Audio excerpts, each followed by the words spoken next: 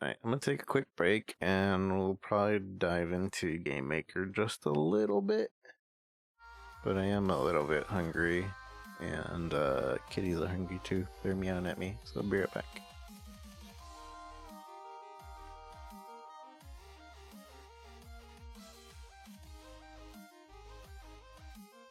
Where's my... I had the thing open.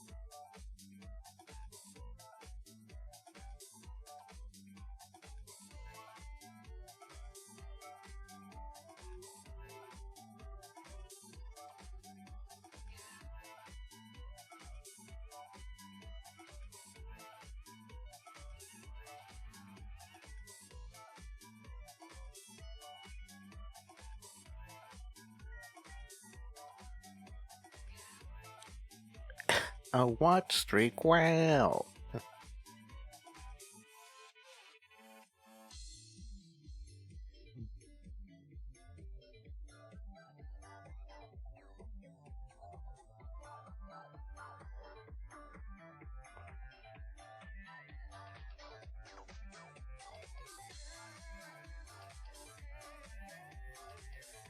Ma. Ma.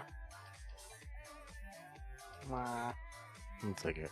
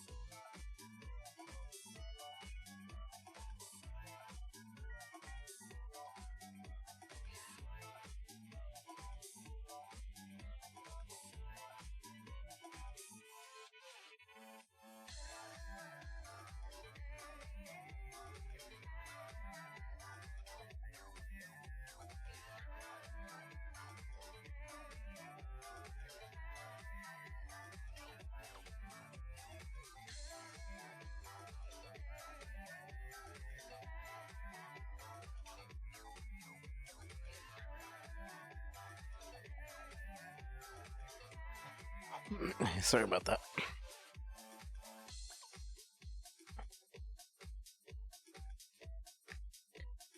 Hello, I had some, I guess, lunch. It's probably more like dinner for me, since I'm probably going to be winding down soon here. But let's go ahead and do some GameMaker stuff. I don't know what I'm doing, so don't expect much from what I'm doing. Is there a GameMaker category? No.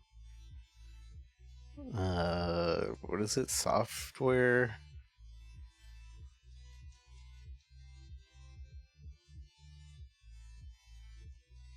I don't remember the category for this.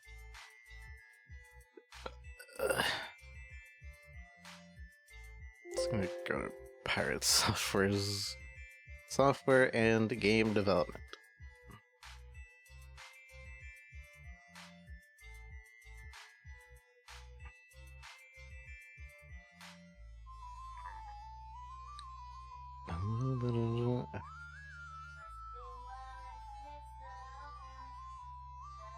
Meow.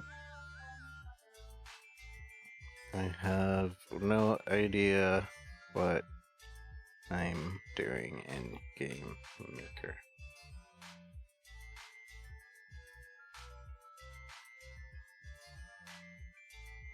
Okay. Guys, want to see what I was working on before the game jam thing? Oops, I mean to close that out all the way. It's nothing, really, but it was helping me understand a couple of things.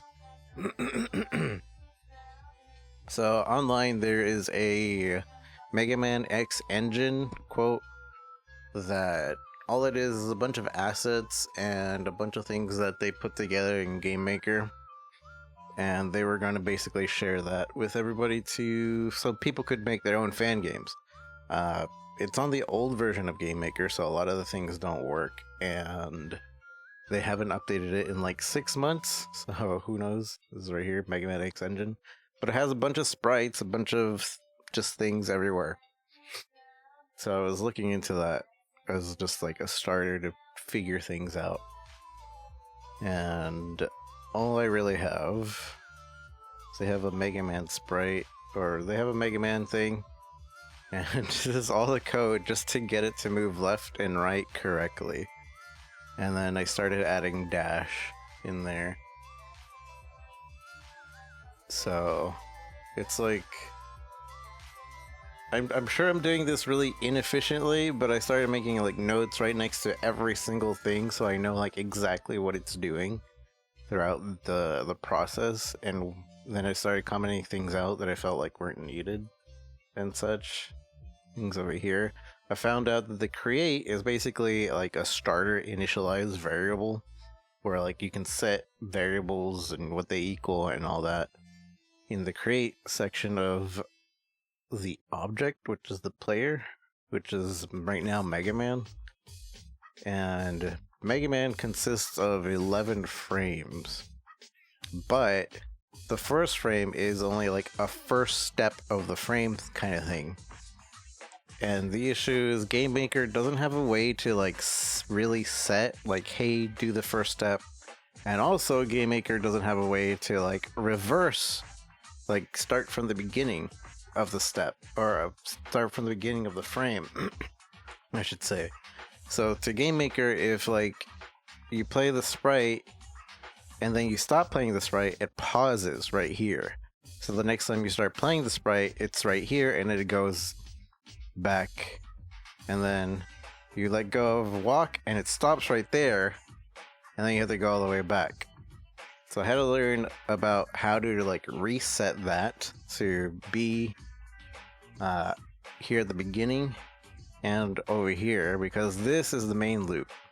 The last 10 frames is the main loop of walking. Because if you have it like it is right here, you constantly see him starting up the walk, and it doesn't make much sense. Obviously, if I were making my own asset just for beginners, I probably wouldn't have made it as complicated as having a beginning walk sprite and then the rest. In fact, I think there is a way to like set this so that it does play this and then this is just the sprite, but if I were to separate it, I would have to be like sprite, Mega Man, start, whatever. But yeah. And then we have 4 frames of the slide, which I'm really confused about. But anyways, this is what we have. I can use controller and I can use keyboard to do this. This is literally all I have. The idle animation is going. It's blinking. It's not supposed to blink that much. I have to figure out a way to make it blink and then double blink. But instead it's just a consistent loop of blinking. And that's the whole thing. So left and right work. And you can see that I have it so the first frame is the startup frame. And as you go, it skips the startup frame afterwards. So that was actually a trial to figure out. Like that was really hard. Now we have slide, but obviously the slide never stops right now. It's supposed to just go until a few frames in. Like, but I have no idea how to set it only to go a few frames yet. And also, if we slide at the same time as we move, then our thing goes super fast. And I have no idea how to set it so that it doesn't add up the two movements, which I started looking up, and I don't have up and down set or anything yet. But the issue with that is like, you're going to push up at it and it's going to do the move speed of 2, let's say. And then you're going to push right and it does the move speed of 2. So when you're moving diagonally, you're actually doing the move speed of 4. So I need to figure out how to maybe set a limiter where it cannot go above. Which is interesting because if I am pushing right and I push left, nothing happens. But if I push left and push right, it changes direction and it doesn't add the move speed. So it has a priority of going right, which this is only a problem on keyboard. Obviously on controller, you can't push left and right at the same time. My controller isn't being registered as the right player right now.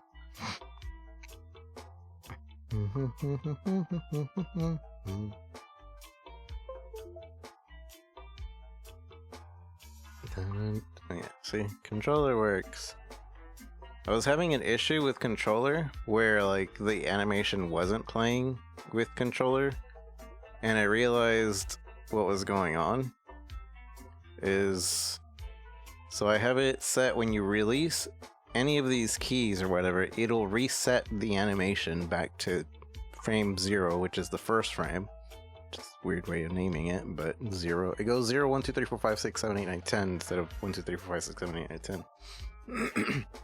So I had to set it to reset on like releasing the gamepad and all that. So that fixed it. Like, so if we, I don't want to comment all of it. Is there a way to end comment? Comment end? Probably not. Let's look that up.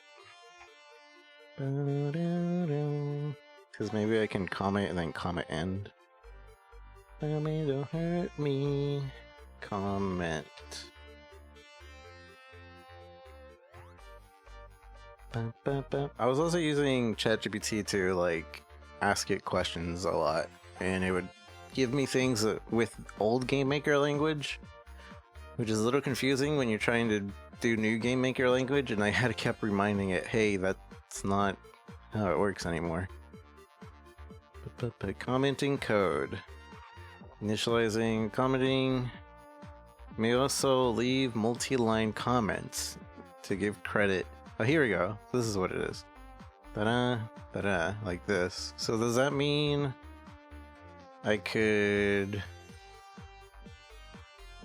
put like something like this? Does that mean I could say right here, go bam bam, that comments everything until this, and star bam. Oh, look at that, it does work. Although now it's saying something wrong.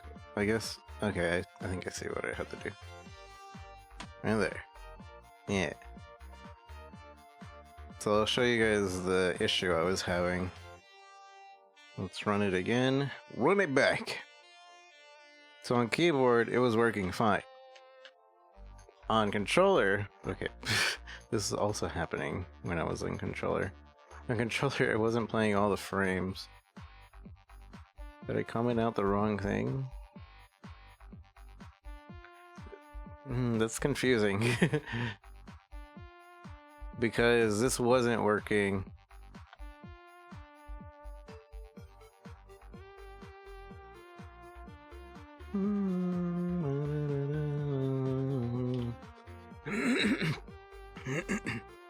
It's so confusing. Because that's what happened to me. Because it was working at first, and then all of a sudden it stopped working, and I didn't change anything. And then I fixed it by adding this line of code, which apparently isn't really needed. So I'm a little confused. Whatever. So the issue I was facing now is, one, I'm confused on how the image speed and then index plus equals speed works. Because if we take out image speed, this is moving right. Take out image speed, left moves like that, right moves like that. So that means that it's working by this right here, the index additional. But if we do it the other way around,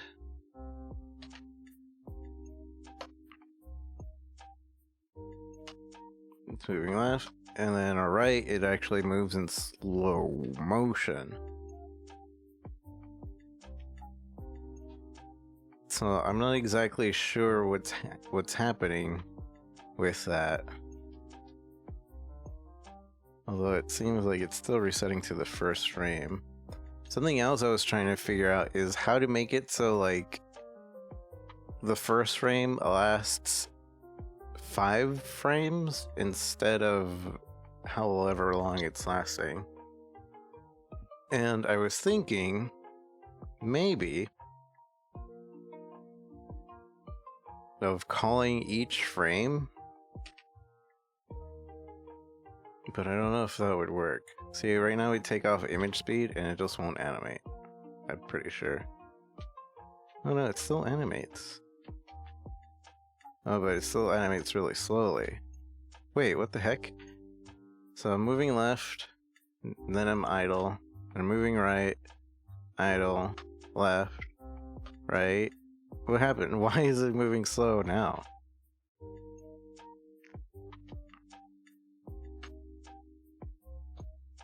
It's so confusing. And maybe it's only within the idle frame. I'm assuming the image speed is set in the idle frame, therefore it fixes itself.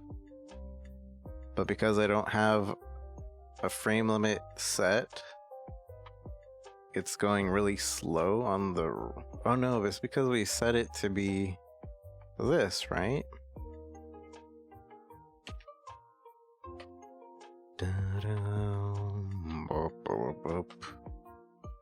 Although now that's going weird.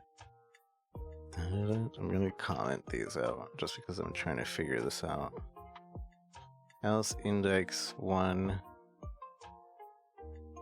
Oh, that's right. So sprite index.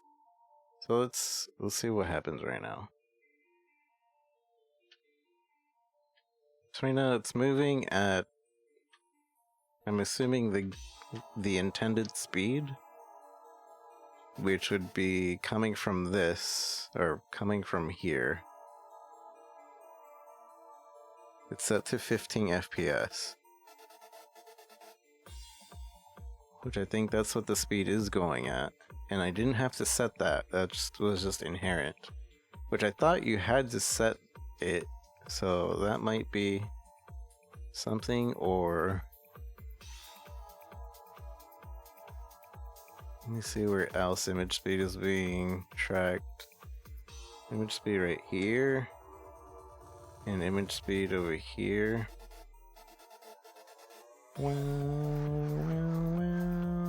Alright, so right there, we just have image speeds commented out, so no image speed is being set. It's just doing this on its own. Okay. Interesting. So I don't have to set the image speed. Unless I really want to change how it moves. I was under the impression that you did. But okay.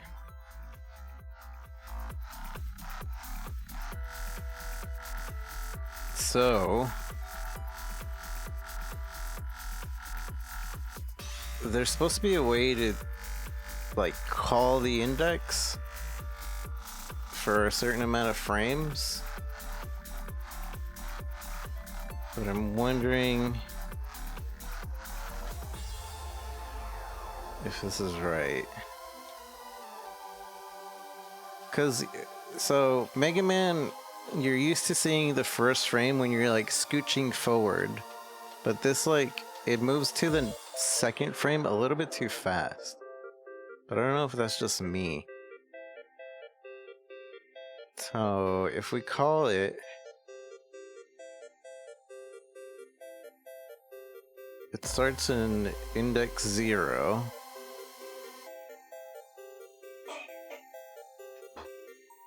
See, I don't know how to make it. Maybe I can see something with image index.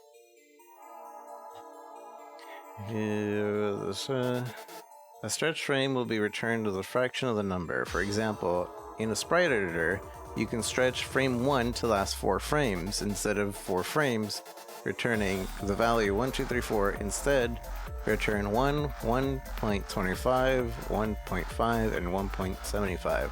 This means if you add 1 to image index, it will skip frames the same way regardless of stretch length. Wait, hold on. What's going on here? A sprite is made of one or more sub-images which can make the sprite appear animated as they switch from one to the other, or you can switch between the code to give different states. I like this song. Much like if the sprite is animated, then you can get the current frame of the animation by checking the image index variable. If you want to change the state of the static sprite, you can select a new sub-image by selecting its variable in the desired sub-image of sprites.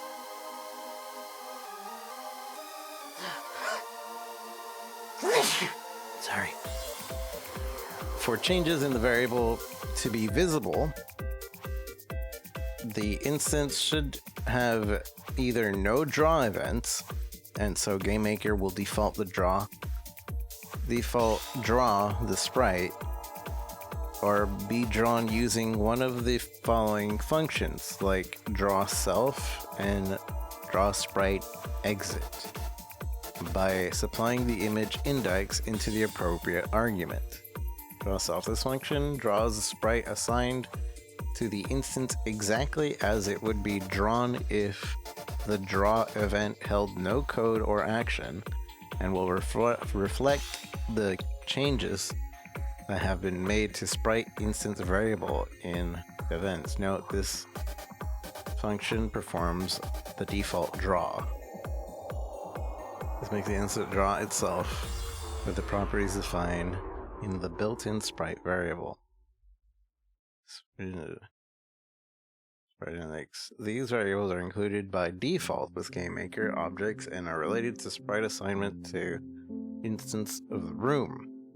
These variables can be accessed at any time within the code or action for an instance and use, change the draw, and how. So sprite index is just grabbing the sprite that we want. Sprite width, sprite height, xoff is image alpha. What's that? This variable to get the alpha value of the sprite. Alpha is calculated between 0 and 1, where 0 is completely transparent and 1 is completely opaque. Oh, so I can be like point something and they'll be transparent. That's kind of cool.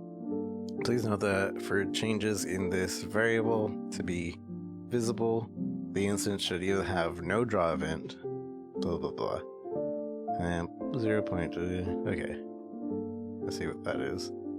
Image blend. What's blend? The variable controls the tinting of the sprite, and default value is -1, but is also BC white, any other included, So this is like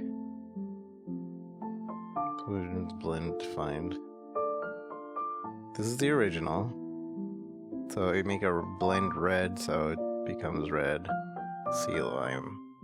Okay. That's interesting.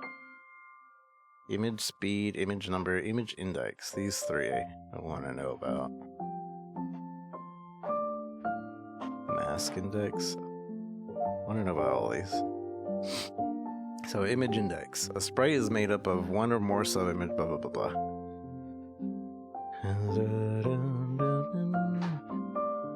Real single precise floating value. If image speed is less than 0, if image index is less than or equal to image number -1, instance destroy. The above code checks if the sprite is animating, and if it is, it checks to see if the current image index is at the last frame, and if that's the case, destroys the instance. Image number.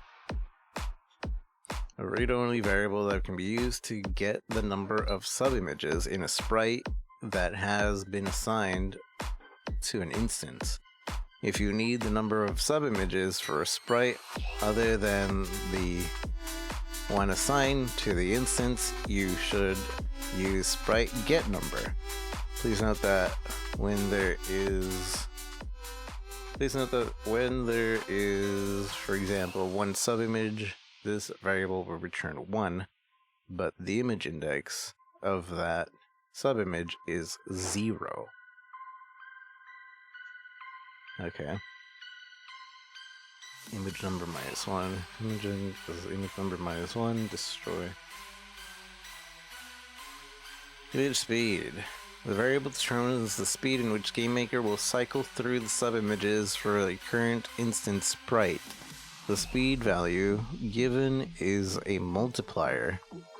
It's a multiplier, with 1 being the default value, and setting it to 0.5 will halve the animation speed, as it's set in the sprite editor or image editor. Wait, where's the image editor? Where? Oh. Okay. I see. While setting it to 2 will double it. If the sprite used has no subimages, this variable will have no effect. Okay. So it's by default, and then you can have it, etc. and so forth. Okay. That's good to know. Image X scale.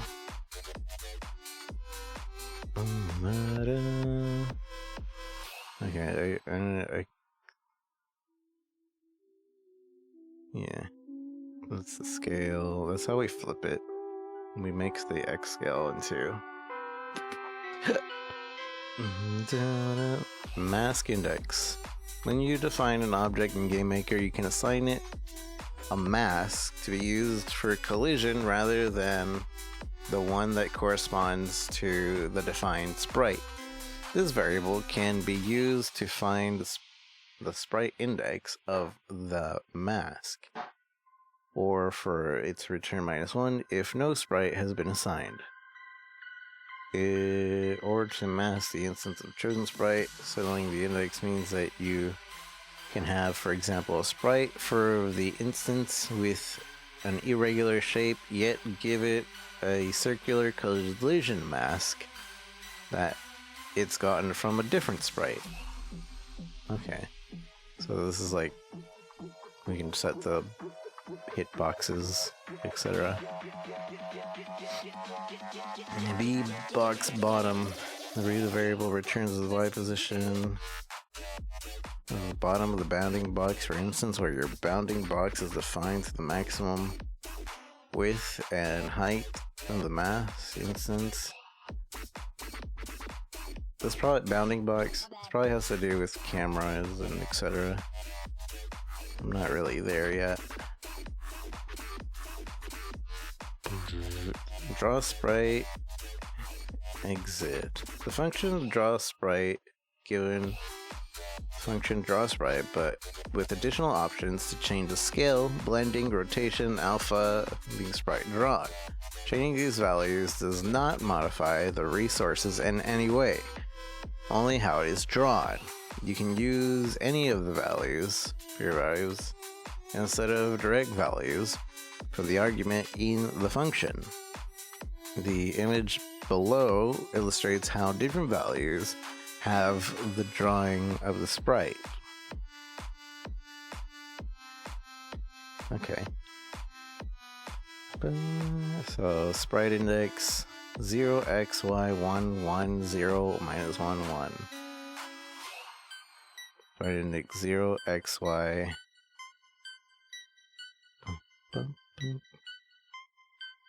See yellow. So draw sprite. Just for spread right, subimage x y x scale rot color alpha. Eggy, how's it going? Sprite Subimage. The subimage frame for the sprite to draw image index or -1 correlate to the current frame of the animation in the object. So this is what lets you choose which frame. Or at least this is one of the ways to choose a frame. Sprite,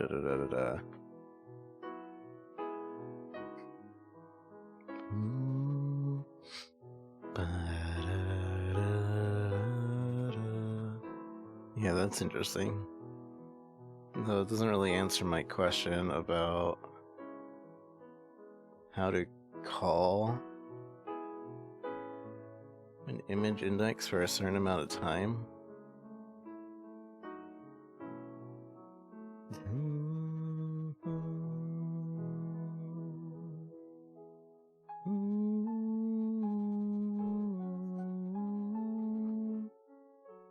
Although we've learned that we don't have to set the sprite image speed as long as it's already default set.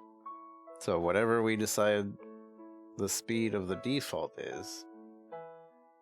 So like right here, maybe we make that 5 FPS? No. 20 FPS? Too fast.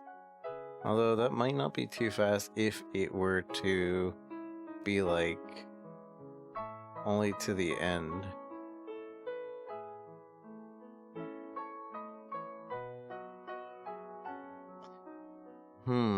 I wonder if I change how that works, if it only plays once. Let's find out.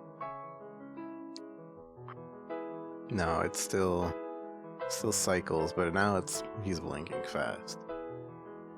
If we set that to 15 FPS, I feel like 15 FPS is the correct speed, but what I would like it to do is to wait like 3 seconds, blink, wait 3 seconds, blink, blink. So I don't know how to set that up without like going all out in the code just for the idle animation. And I'm sure there's a better way than to just put it in here. Anyways, this is like stuff that I'm doing on the side. What we're here to do is maybe figure out the code to do for the game jam. Or something to do for the game jam. And right now it's an it's spreading theme. So I'm gonna close this. New game. Blank game. Lazy Rico. It's spreading. I don't know what else to name it for now. G. G for GameMaker Studio. Let's go. So, I'm still in Discord. I kind of want to see how he proposed to do it. Forget his website. Develop.games. Also, I think I have an idea. Develop games. This is the website. Game Jam. I didn't know that this had. Should I start setting up? I would set a schedule up if I were good at keeping a schedule. I always feel bad. Submit your project. So you can read a sample of GDD here. So this is a game design document and they want us to make one. This is just a word, yeah? Game summary, inspiration, player experience, platform, development software, genre, target audience, So for its spreading right now, let's go MS Paint mode. MS Point. MS Paint. Look at me, I'm Pirate Software. We set this to black and this to white. And then we select all and we delete. And we choose the pencil, I think. A thick pencil. Make it bigger. Make it bigger. Wait, make it bigger. Alright. Hello, chat. Smiley.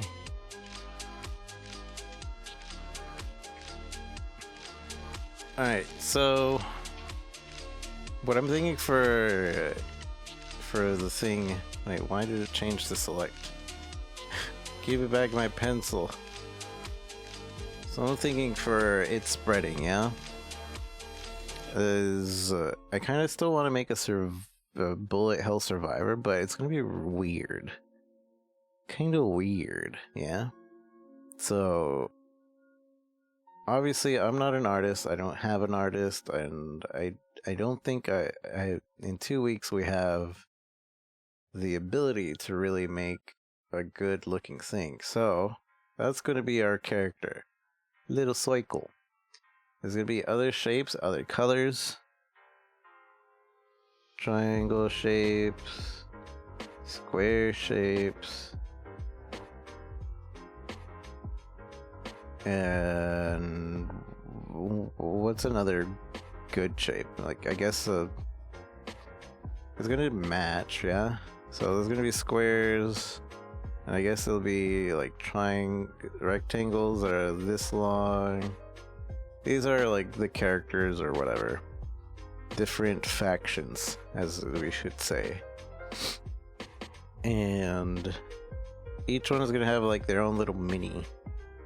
They'll have little mini triangles. I would much rather be using Photoshop. How do I select? Where's my select tool? This sucks.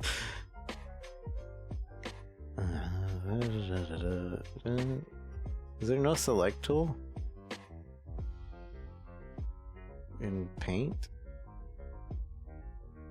I guess it would be the cutting tool. Where's my cutting tool? Select. I'm blind. Alright. So, these little triangles, we're gonna have a bunch of small triangles too. Oops. Copy, paste. Small triangle. Paste. Paste. There's gonna be a bunch. Whatever.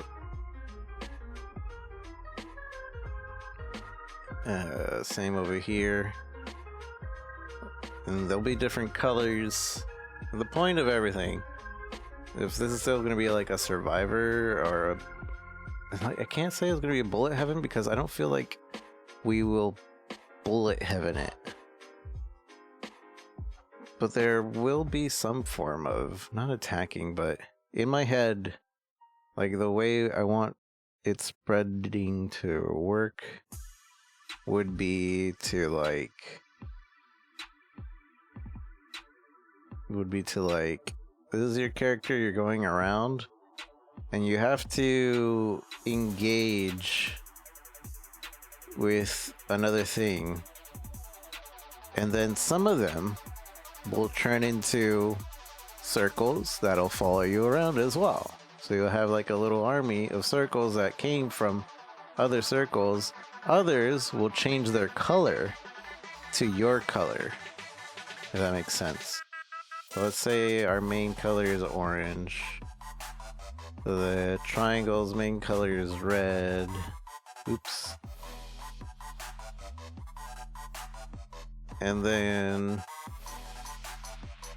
over here we have blue squares.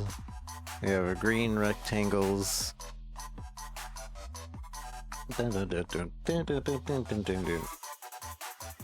So yeah, we move around. Ba ba ba ba ba. And then we get over here, and now some of them get converted over to you. You become bigger, or at least your influence around you becomes bigger, and you have little things following you.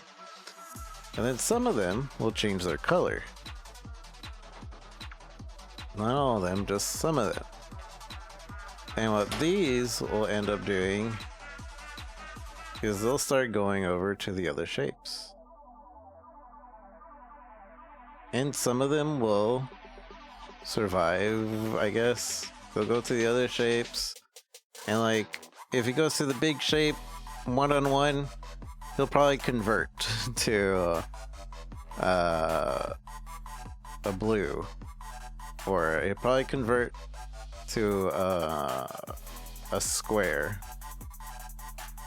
So, oh, this guy is now square. Unfortunate. Or blue. And then the other one maybe converts the small guy into a circle. So maybe we get a blue circle. And then these guys go around and they become circles and or change their color to thing. So then they'll go and maybe convert this into a blue or change it to a circle.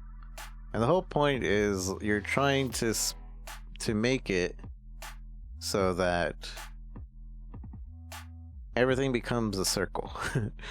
It has to spread in a way. It's spreading. And I don't know. I want to make it like visually appealing, but it's also, I don't know exactly how to get this concrete idea. Like, if that makes any sense. It's hard to draw it out, but that's what I'm thinking. And so like we have little mini circles. The circles will always stick with you.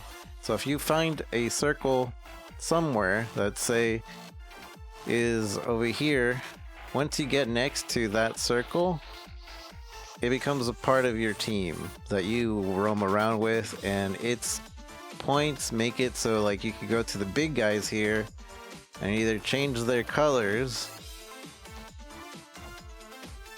and then that will force all their miniature guys to change colors, or they'll change over to being a circle, which if you get close to that, you'll have a bigger group, and a bigger group, and a bigger group, etc.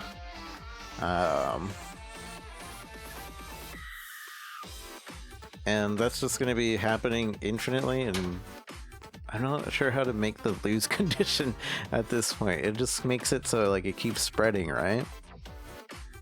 And that's the point. That's the thing. It's spreading. But I guess this could also work adversely to you because the AI will be doing the exact same thing. So if you happen to come across a big red triangle and they have like big boys as well, so your guys will likely end up changing or converting completely, or maybe right there. And I think the longer they're next to it, like the more they'll just become much like a team or whatever. And the whole point is your shape needs to be a thing. I don't know. I think that makes sense in my head, and I think that's small enough to like that we can work. But also I don't know how to maybe make the attacks. Maybe it's just a circle of influence, so like say this is our main character, our circle of influence is around here. If anything touches us, then we get influenced right away. We're at the disadvantage because if something touches us, we get more influence, and after so much influence, we convert and we die, basically.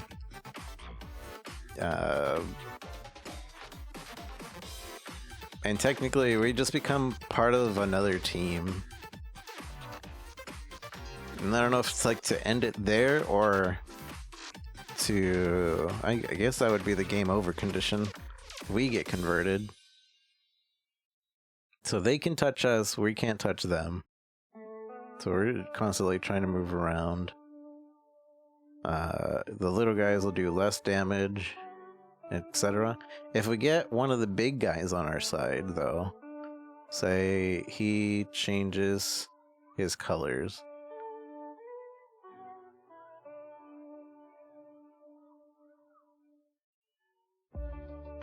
That means anybody around him will start getting influence, also change their colors.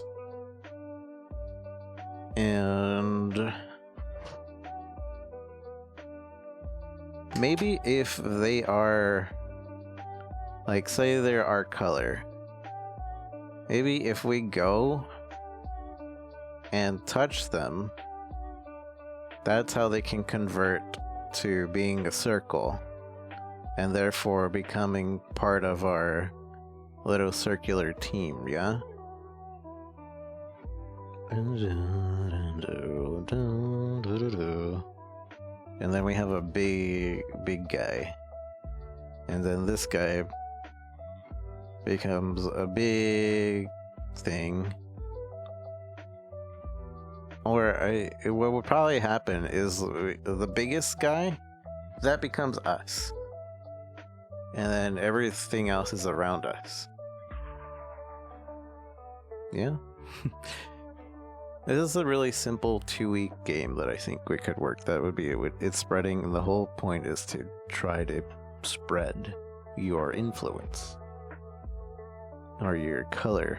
At first I was thinking like of a social sandbox type deal where like you would just be preaching and everything, but then that it goes into way too much detail.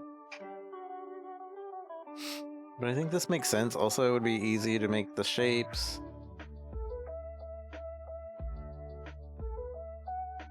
Easy to make the sprites. It's not gonna have too big of an animation. And in the end, like, maybe I can improve this. Like, this is supposed to be just a prototype, but in the end I can make this into, like, really pretty, really detailed.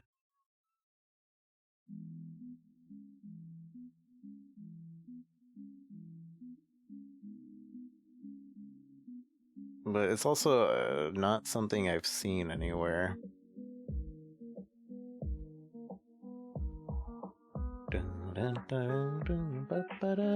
And you get the satisfaction of like growing your little army around you.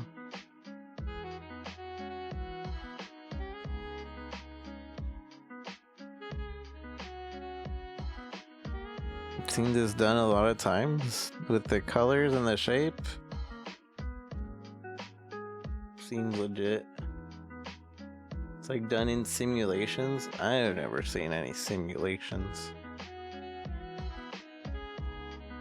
But then again, I don't really look that up.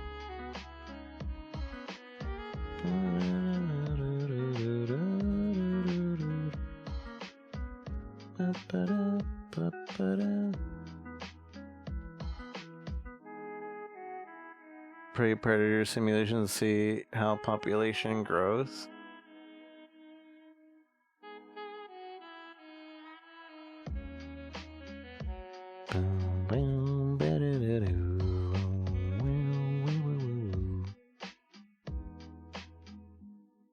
Seems legit. I'm wondering, like, if maybe we make the triangles spin around.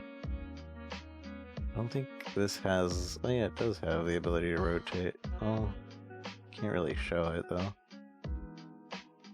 Or can I? I haven't used MS Paint in forever. No, I don't see a way to make it rotate.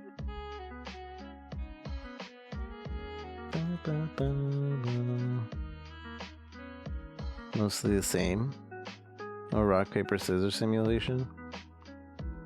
I don't think I would do a rock, paper, scissors for it. I'm trying to think of the influence.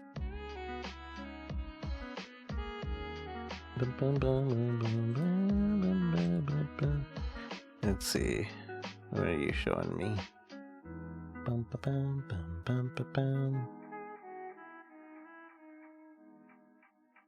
I didn't reselect mouse without borders. Nobody hacked me. I don't think that matters actually, if you guys see it, but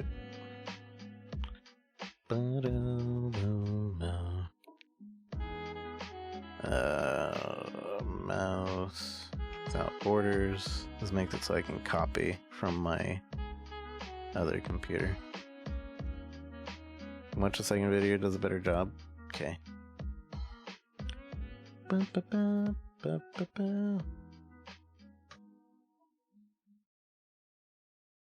Living RPS. Rock, paper, scissors. Ah, yeah. Well, that's a interesting way of doing that idea. Simulation of rock, paper, scissors. That's kind of cool. I like this.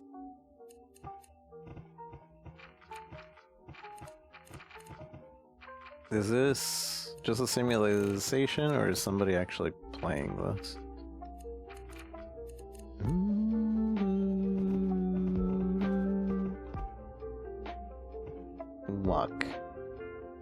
Walk queens. It's a simulation, I see.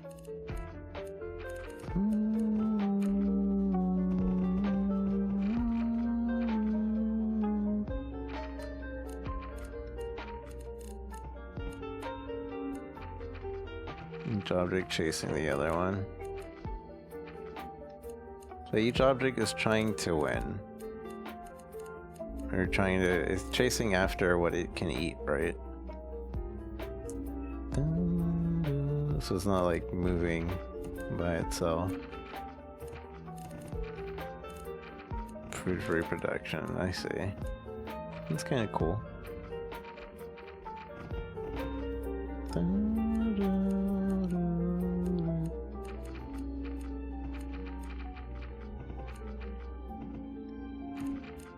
Food supplies will be gone. They all die. Dead.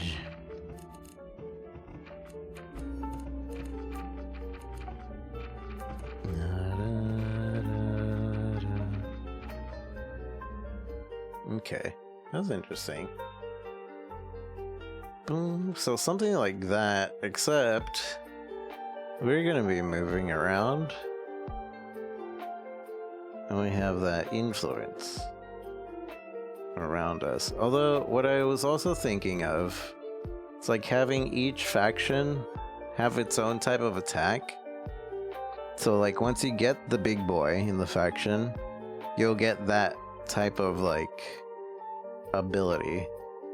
Which, let's say the rectangles have like a laser shot.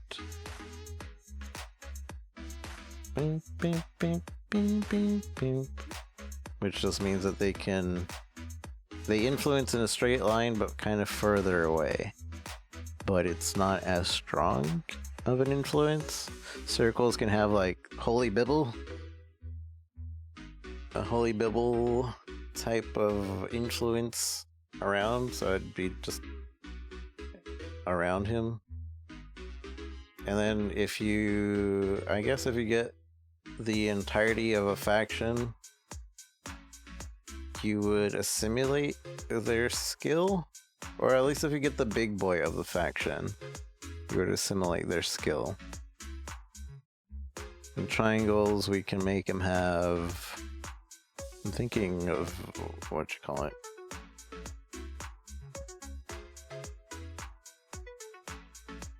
I don't know. Bum, bum, bum.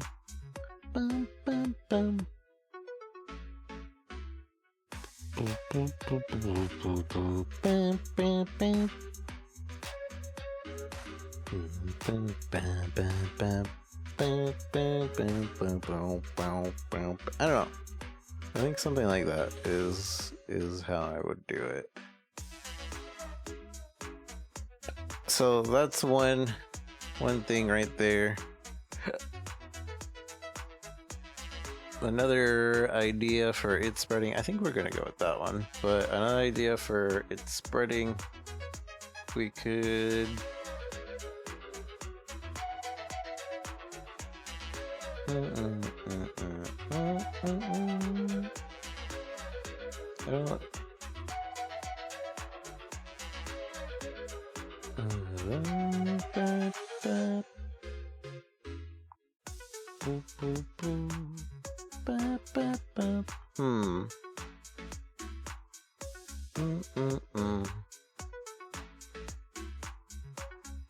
not really.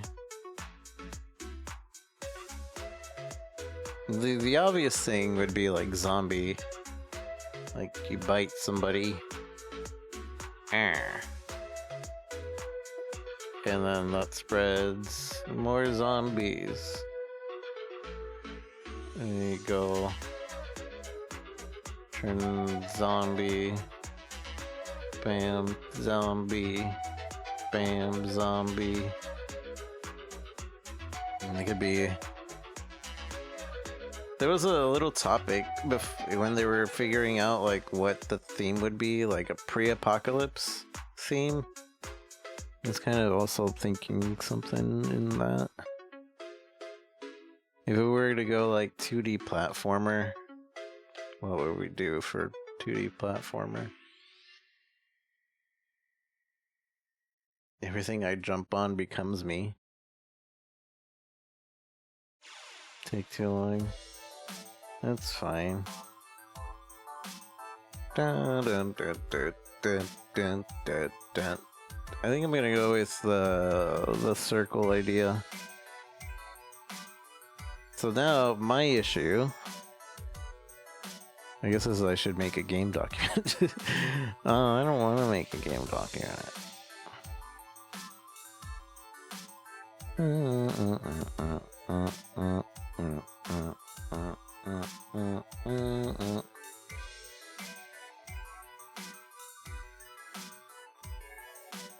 Team or solo? Oh, I didn't know you were gonna join me. I thought you just wanted to do one as yourself. And like go against the grain. I didn't know you signed up. I think. Although you added me? No. I added you because you asked me to add you when I decided to join the game jam. You're like, if you sign up for a game jam, at me. Okay. You didn't tell me why. I was just adding you. I suppose we could do it as a team if you want, but I was kind of gonna just use this as a learning thing, because I don't expect to be sufficient at anything that I'm doing. I would feel bad being on a team and just lagging people behind. How do I... There's a way to copy this, isn't there?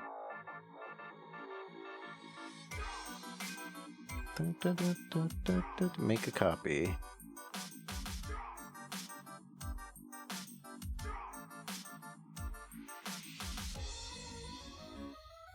Even if the game doesn't get done in the end.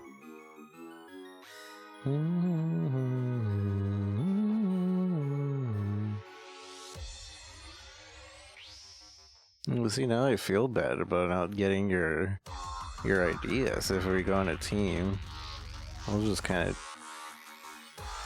At least that's the way my approach to game jam is true.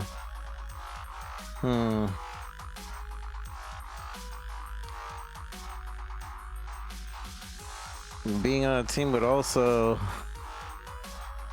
get me to probably stick this out. Knowing myself, I'll probably be like, alright, we're day 5 and I don't feel like doing this anymore.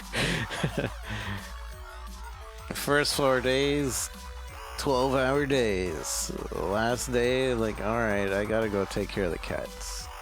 Nope, time for cats. Nope, kitty time. I was really close to doing that before even looking this up. I've been streaming for 6 hours because I usually stream for 8. / I used to stream for 16 all the time. Bum, bum, bum, bum, bum, bum, bum, bum, bum, bum. Give me your favorite idea, and we'll see. We'll see what I don't. Just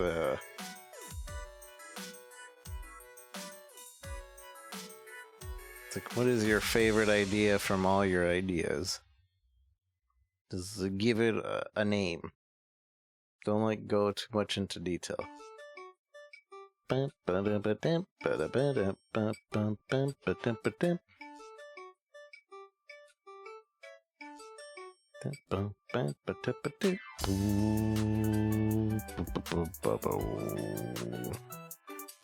Hop on Discord. I don't wanna.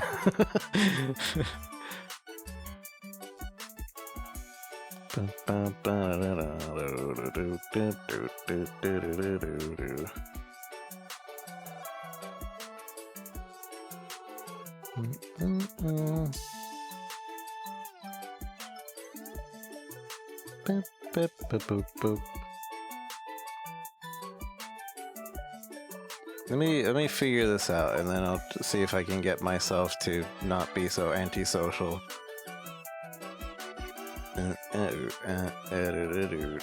So the introduction, whatever, so there'll be a placeholder for an introduction, game summary, pitch. Massive Flex is a tile-based puzzle game about reducing or generally manipulating the shape of a mass of cell blocks to navigate the goal. Nani?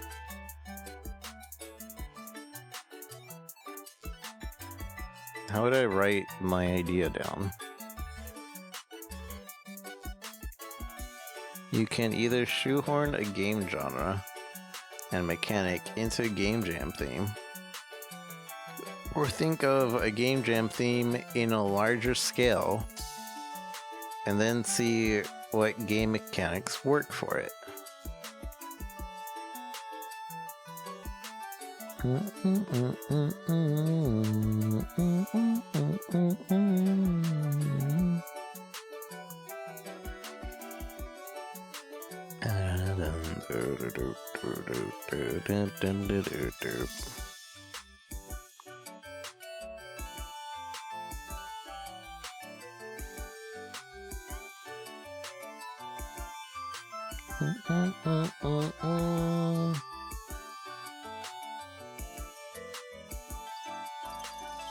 Some of my ideas are like cleaning up spills, like spilling hot sauce on a countertop and trying to clean it up, but I keep spreading the mess all over the place. Similar to a janitor game, visceral cleanup or whatever. Oh yeah. And spreading, just keep spreading it until it's all over. You could do, it's a squid, it's a kid, even. There's a coder, I forget his name, I know how to, OBS plugins, I can find his name in here. I would look on Twitter, but I don't trust my Twitter for stream.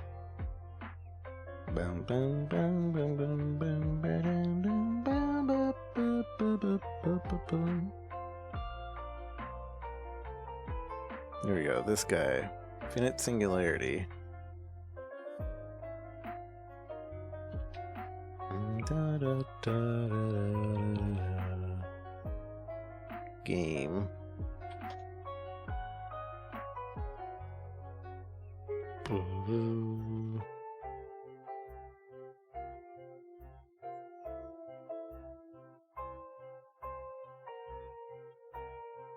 I think the thing is called Boom.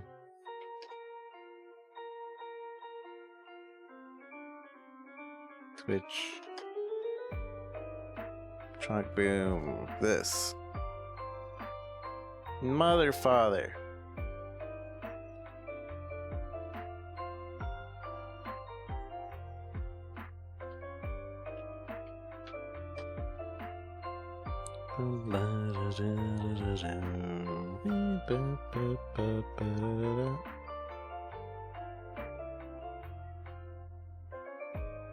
There we go. Add you onto a team. Okay, so drop those exclamation me's in chat, and you'll see. Well, the first few people will see we've run off the board. We've already stack overflowed, so you're not going to see your name come up. But when the game starts, you got to try to find your dot, which is going to be absolutely insane. And you are going to do an exclamation boom, and oh my god, it's actually working pretty well. So now you exclamation boom to drop those chalk bombs. Holy cow. Wow, we're still getting 60 FPS. There we go. We got a lot of booms coming in. It's just insane. I don't even know what it's a target score of 60. Blue, I can't even read the score. I think Blue won. I think Blue won that game. To make him so it turns the color. I gotta say, that actually seemed to work. Holy cow, y'all! It's a lot Holy of cow. Maybe I write some pretty good JavaScript. Some pretty performant JavaScript. That's pretty cool. His little chalk boom game that he coded. So here's game number 2 of Chalk Boom for the morning. The wagers have begun with 10 wagers. We show the top the team that you wagered on. If you So this you can actually see what's going on. So chat is just moving around randomly, bumping, DVD style, and you type exclamation point boom and it spreads your color. And the goal is to get 60% of your color on the board. And you just follow your name. Exclamation point boom, exclamation point boom, boom, boom. Early for I guess 5-point lead.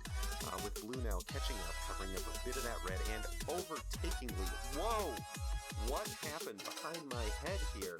That was an incredible boom by whichever Blue. DVD bouncing Splatoon. Yeah, basically. It's pretty interesting, and everybody's a player from chat. Taking command of the game here with 36 seconds left. I see a lot of red. Oh, and I see it's timed. Charging up. I have a feeling red is not down and out yet, and there we go. Red coming within 1 point of Blue, but not. I don't think he has this for other people. It's solely just for his channel. Just still really cool. Scrapping back, taking the lead back from red, back and forth, back and forth. 14 seconds left. Don't call us boomer, please, Indie Monkey.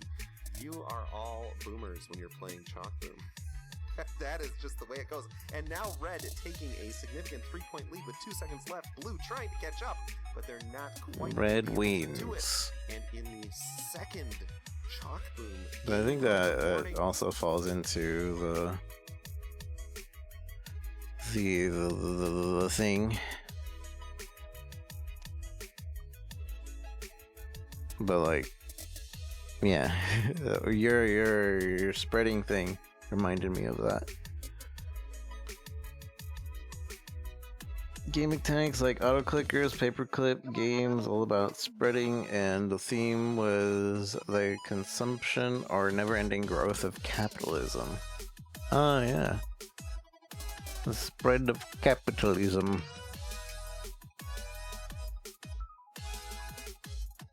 Bam, bam, bam, bam. Can I just edit this game summary pitch?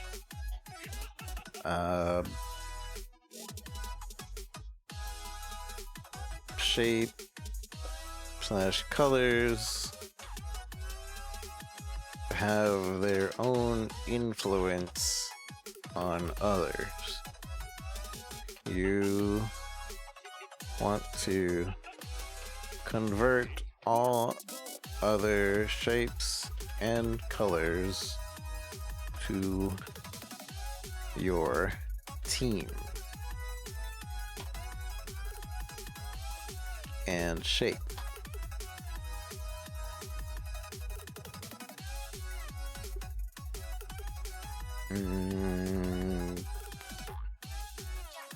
Jump, jump, jump. So inspiration, we're just gonna do inspiration for this. What I was thinking the inspiration would be like, what's that Worms game? Worms.io? Is that what it's called? Worminate? Test. So this is what I was thinking. A little bit.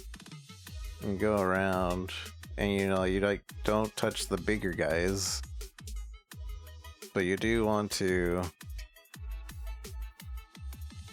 eat. This is my inspiration or my idea on it. But it's also not exactly. Agario? Was that the one? Agario? That one too. This is just purely a shape, right? Test.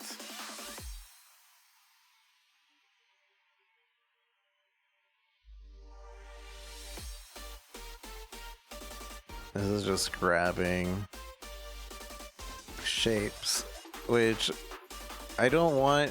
Yeah, I want like, so see how his shapes don't assimilate with him? I want him to be like, you see little guys all around you with different shapes and sizes. You explode yourself to eat smaller ones?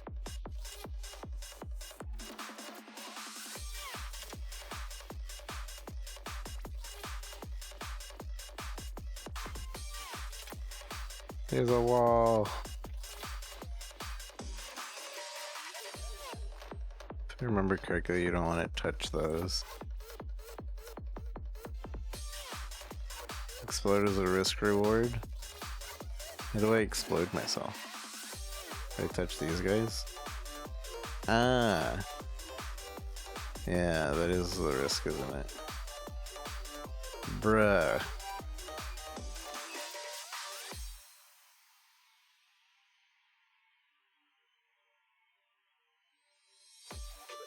Oh yeah, and when you're smaller, you move faster. That's something I forgot about.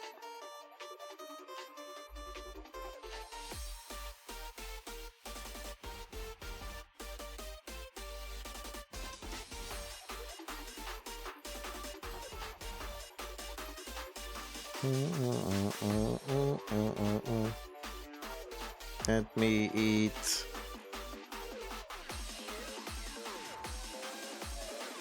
You know, feeding the other guy, yeah. I'm about to die.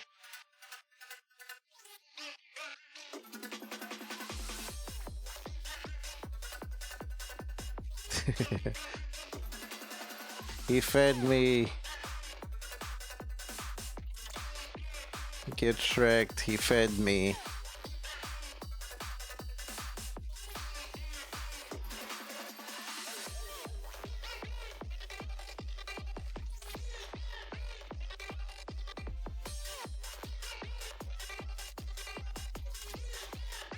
Since you try to bait him into the explodey things.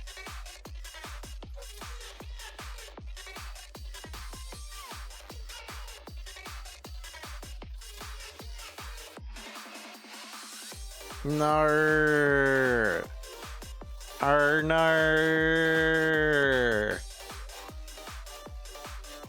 I got eaten by the void. Yeah, Agario, Worm Mario. That's my inspiration. Except instead of becoming bigger, you get a bigger army. Bigger army, and you get like smaller armies trying to like spread your gospel or whatever. So yeah.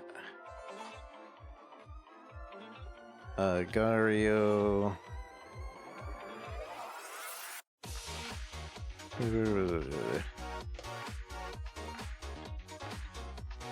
Trying to keep the shape of this more or less the same.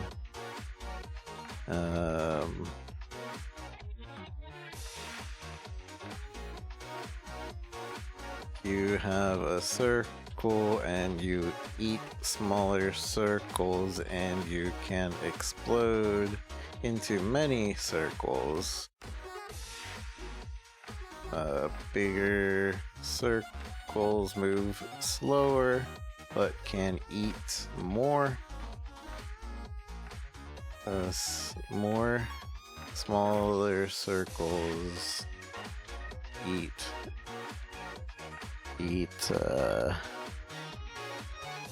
less things but move around faster and might collect faster but has higher risk.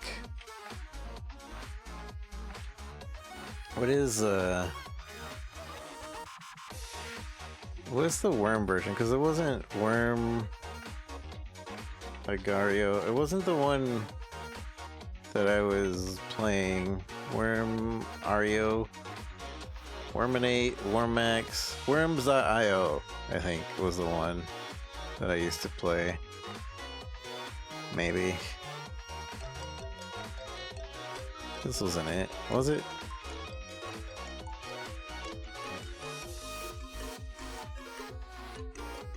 Is this the popular one? I don't even know.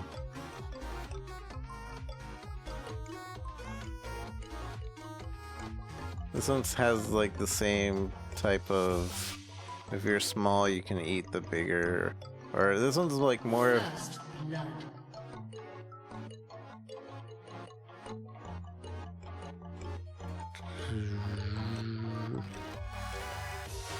out for blood. Slither.io, yeah. Slither. That's the one I'm thinking of. That's the... Oh, it's dead. Slither.io. That's the one where... Slither.io and the Circle Agario were like really big on Twitch at some point. Like everybody was playing it. Everybody and their mom, literally. Slither.io.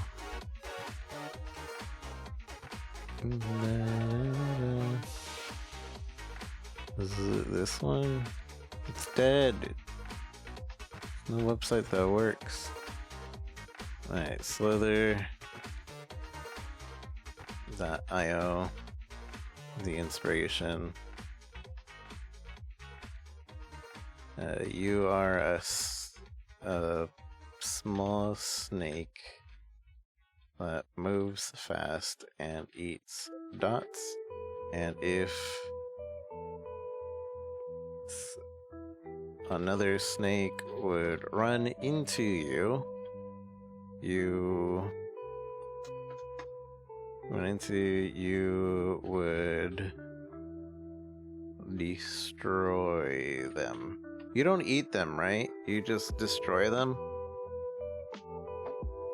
The bigger you are, the slower you move, so you are safer when smaller.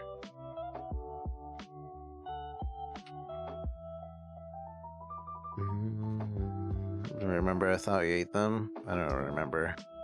I know that Agario you eat them, but in the other one, I think literally a small guy could kill one of the big guys. Then you ate their body. Yeah. And then once they died, Kaishi, thank you for the like. Because they would die if they run into themselves as well. Yeah.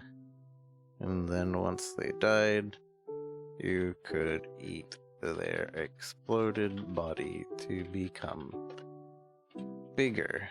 You can also run into yourself and end up dying that way.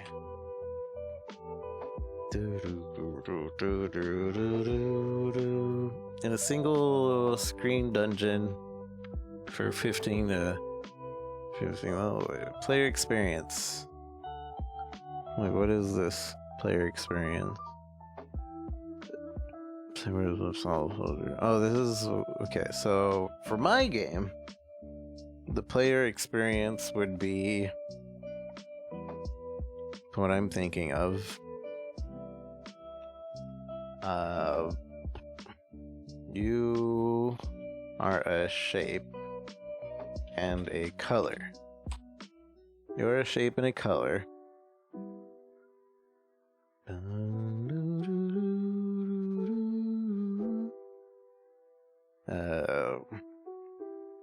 You're a shape and a color with color, and that shape has its own form of influencing. I don't want to say attacking, influencing. Because you're not really attacking, you're not really destroying it, you're influencing the other shapes to your team and color. Influencing your own form of influence. You are to move around using your set influence to convert other shapes and colors to your shape. This isn't really the player experience, is it? Hold on. How does he describe his player experience? In a single screen dungeon, for each of the 15 levels, a player will solve a short but complex puzzle requiring planning and management. The other players must learn to use their knowledge and interactions between the player selves and this game design. I'm glad to see you're jumping into it. Yeah, I have no idea what I'm doing, but I'm hopping into a game jam with zero previous knowledge to see if maybe we can figure something out. Learn as you go, it's fun. Yeah. So far I'm having an interesting time. As they die, if they run into them, we'll try to answer it as what is the compelling hook in the first 5 minutes of gameplay, because right now you're just explaining the gameplay. True. So, yeah, I'll just have this on the side so I can reread it. So mine, in a single screen dungeon, so what we are making is, I guess for a game jam, like I was just gonna do the one stage and, you know, it's spreading, but maybe we can make it be a little bit, like maybe the first level is just a one-on-one with another color. Another shape, another color. Or maybe a one-on-one-on-one. So like it gets the idea. And then the next stage you have even more other factions. Maybe one-on-one, then one-on-one-on-one. Maybe then a 2-1 versus 1. As we go forth. So like you have to figure out different strategies for it. Maybe. It might not even be that hard. But yeah, so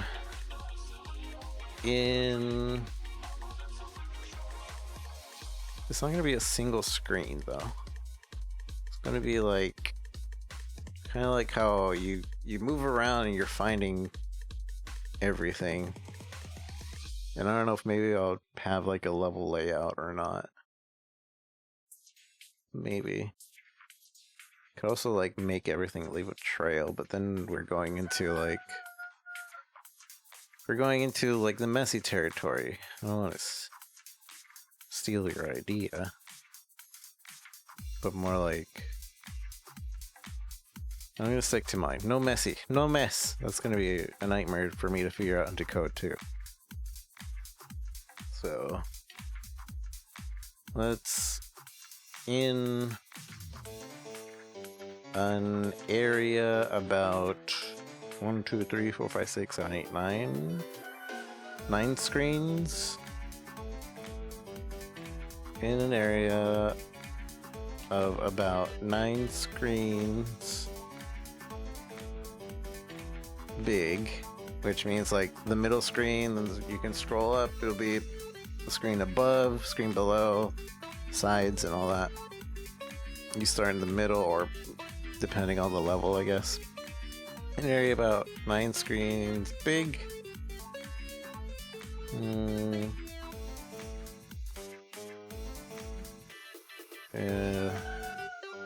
For each of the 15 levels for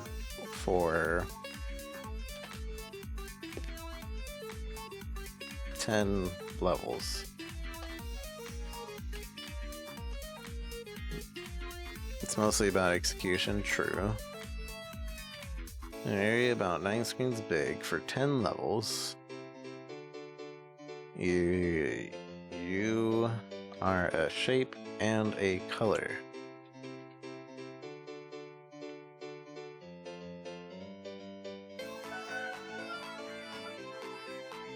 The player will solve a short. The player will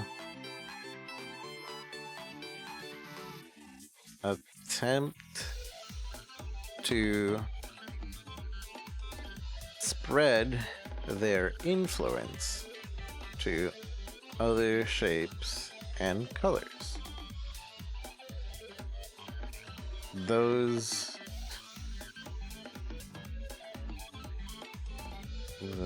short but perhaps complex puzzles requiring planning and management. Other shapes while avoiding losing your own shape and colors. The player must learn how to use their knowledge of interactions between the player's cells and various environmental items to understand how to pass through each level. The player will need to use their influence type to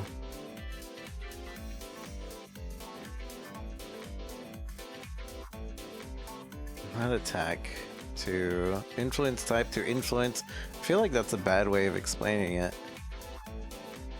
Their influence type to convert other shapes, colors to their team, making you grow and have more power, but must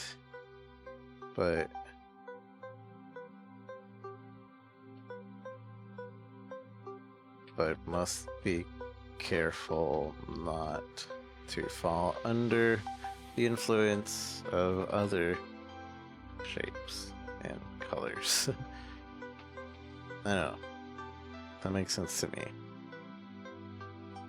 Dun, dun, dun, dun, dun.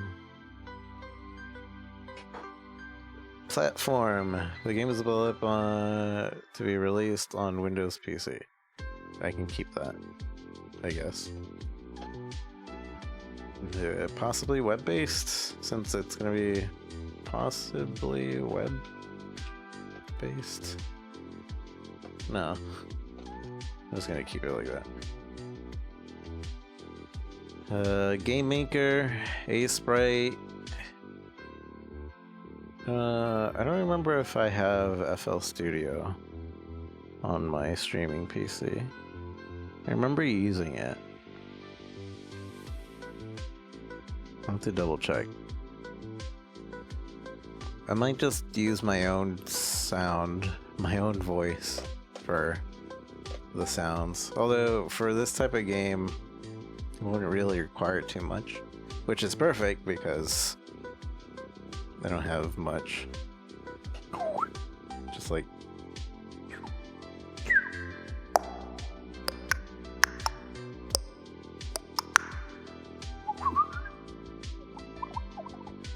I don't know. We'll figure it out.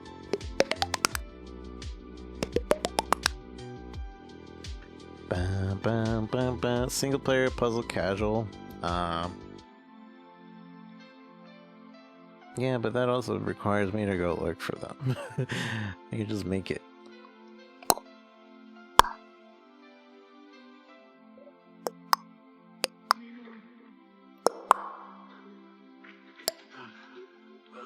I don't know. Single player puzzle casual. This like single player, it could kind of be considered a puzzle depending on how we execute it.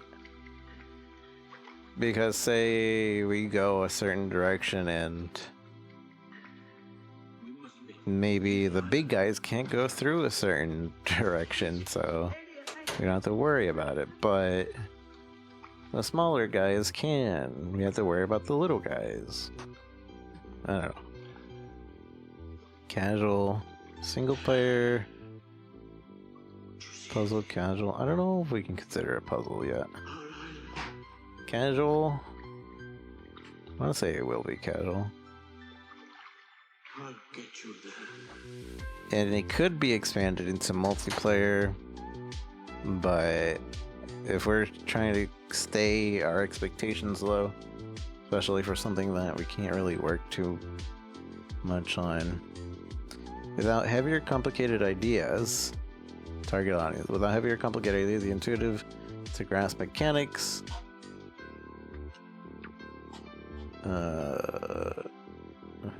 because this game is marketed to at least casual game players who are up for puzzle challenges, this game will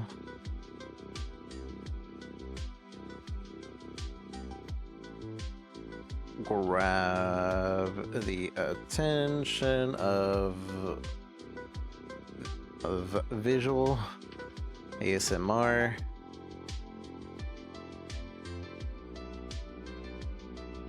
casual game players. Yeah, because I want to make it. It'll be nice to grow your little army.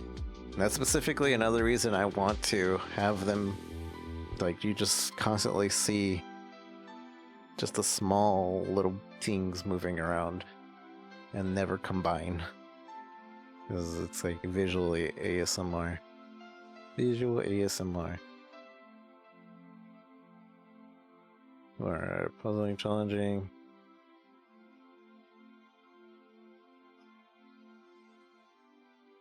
Very easy to pick up and play while still intriguing enough to figure out the simple mechanics and be efficient at them. Also, the whole collecting the colors into your team and making them circles kind of grabs on that feeling of,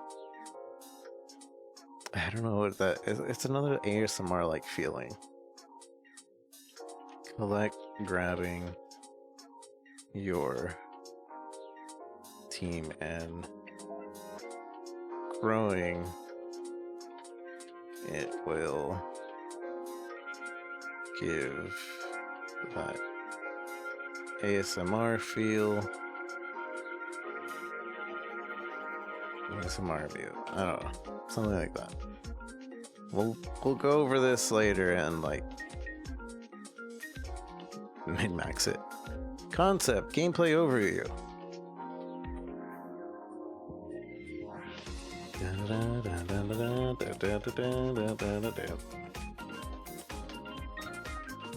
Wait.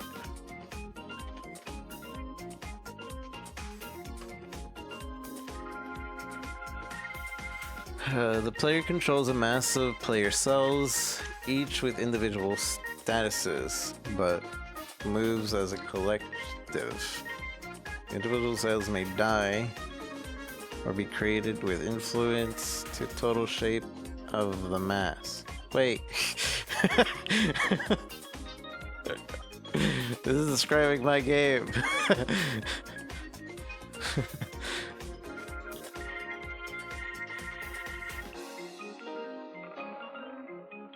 By navigating through each level, the player must strategically manipulate the shape of the mass to be able to pass around through obstacles and reach the goal. Oh no, okay, so we're seeing this right here. That's what he's saying. Close, but no, okay. The player controls a shape.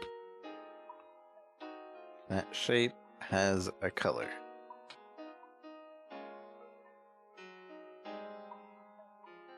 To match anything, yeah.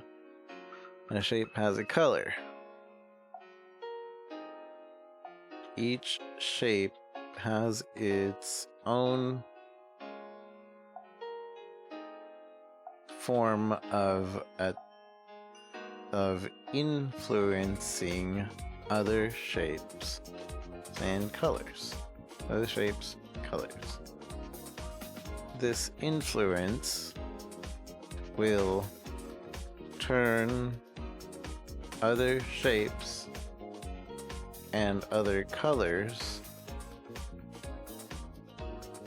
to the player to that respective player's shape and color.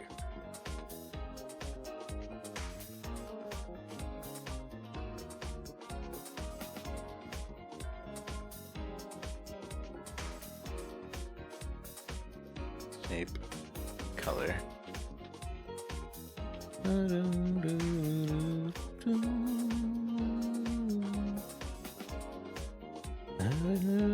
Shape and color. This influence like other shape and color I respect the player. Player controls a mass. Some of those converted colors, if the shape is converted to a circle. I wonder if instead of making it random, where like, yeah, we get a shape in a circle or whatever, instead of making it random whether they become our shape or our color, if maybe we do it in a way where like they become that color and then we can touch them and then they become the circle as well. But the thing is that I want the whole mechanic where like they can also just be sent off to attempt to convert others to the color.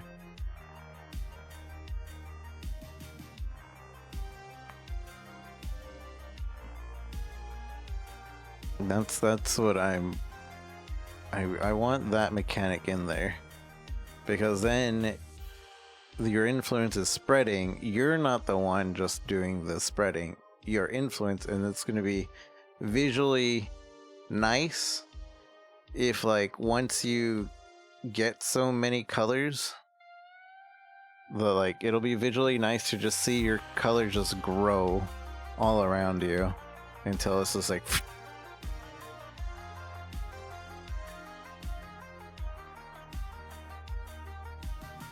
or even it'll be cool to just see like the smaller colors going back and forth fighting with each other, becoming different color.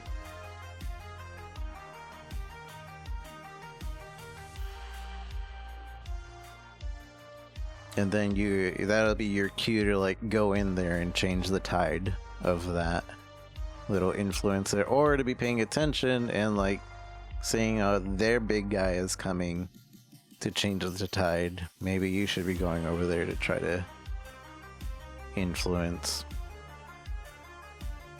If the shape is converted to a circle, that circle,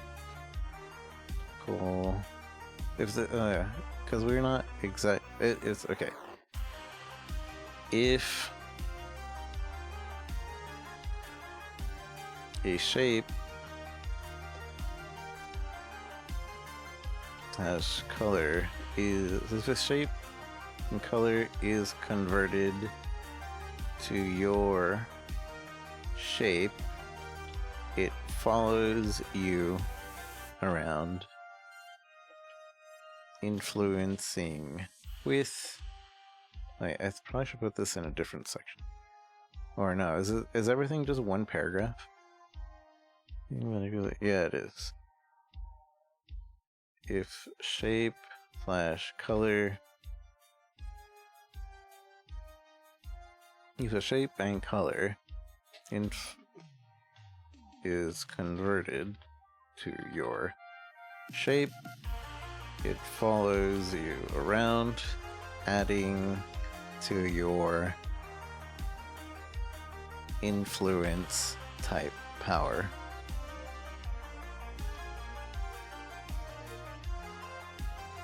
Stats. If the shape, if it is converted to your color, that shape goes around trying to influence other shapes to your color.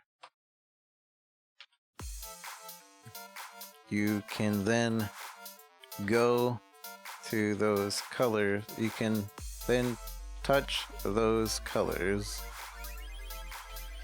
to convert them to your shape, and those shapes will now follow you around,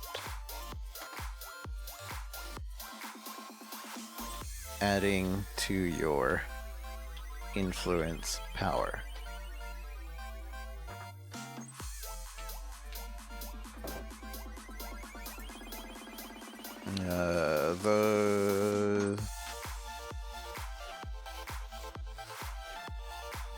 Those free roaming colors may get influenced to become other shapes / colors.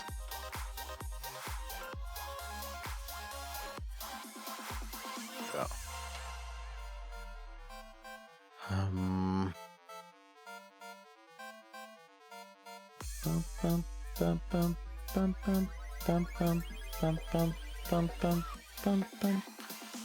Something like that. I'll min-max that again later. I think I have the right idea there. Yeah, this is just for a game jam, so it's not even gonna be that great. And if we even get to the point where we can make it. We still have 5 pages of this document to kind of write down. Theme interpretation: sacrifice is strength. Sacrifice interpretation. The player voluntarily offers something they would have otherwise used for their benefit and then gain something else. Theme interpretation.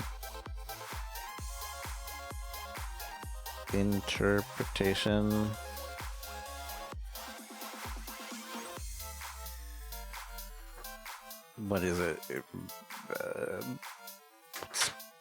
Influence can spread. Influence, is that what it means? Influence can spread.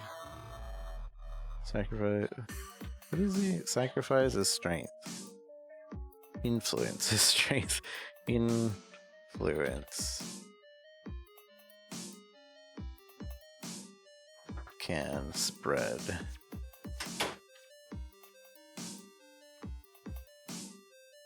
Influence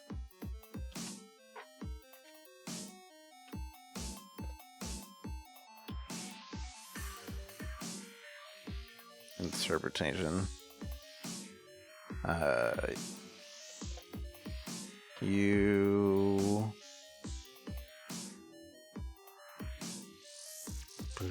player voluntarily offers something. The player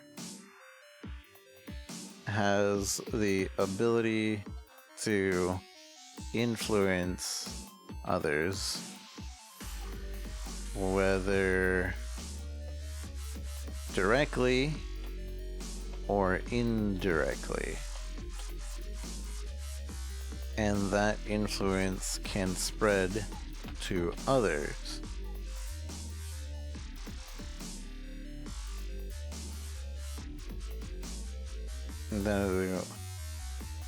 Without you even knowing. What I would like to happen sometimes, not all the time, or is maybe the player can win sometimes, maybe 10 or 5% of the time, without them doing much. It's like it kind of brings down to the interpretation that, like, you as a person can go around word of mouth and just like spread lies or spread truth or whatever, but you have a lot of power with your words, with your influencers influence their audience. They can be angry and they'll influence other people to be angry via Twitter or whatever, and like sometimes that just becomes a wildfire, and like you said one little thing and then somebody else in Twitter is like defending that person, is like, I'm gonna shoot you if you talk bad about him again. It just goes wild. Yeah, it spreads. Or sometimes you can do something good and then other people are influenced to do something good, to spread, to develop games, to do, like it like sometimes it's just a thing that happens and that it spreads, and sometimes you're not even the one that does it. Maybe you're not even the one that completes the board, but you can also actively influence and do it, which I think that's where my idea has been. And this kind of is more like symbolism, but I think that's the theme interpretation for me. If that makes any sense. I don't know if it makes any sense. It just might be my brain spouting out. But I think that'd be cool for this little thing. Within the context of a puzzle game, rather than sacrifice strictly being an optional upgrade of sort in timing and placement, the orientation of sacrifice within this game so it occurs to allow a solution of progress of the puzzle. Only through careful planning and movements to remove parts of the player's mask can the player make their way to the exit. One must often sacrifice a part of the player's mask to pass through specific areas, as they may be too large to encompass. Primary mechanic. Okay, so I'm not sure I understand what I'm supposed to really right in this section. But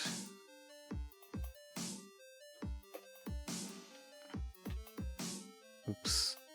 Oopsies.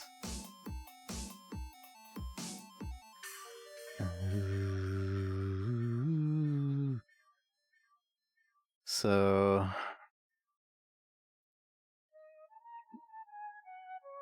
it's in the context of the puzzle game. Within the context of this game, this game, being optional, agree the timing, placement, and orientation of sacrifice within the game instead occurs to allow a solution. Theme interpretation. Within the context of the game, you as the player will begin to understand that your influence can spread even without you being around.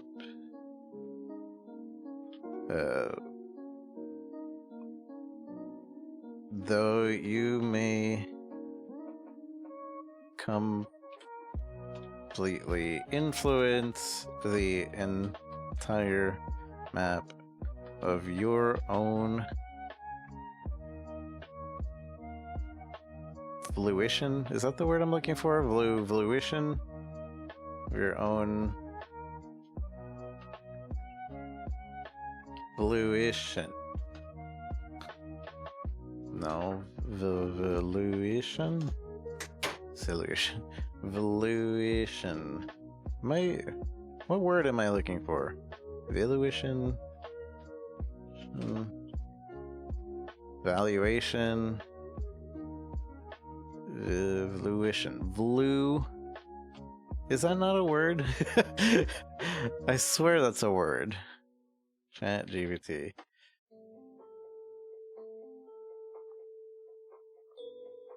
If I'm saying the phrase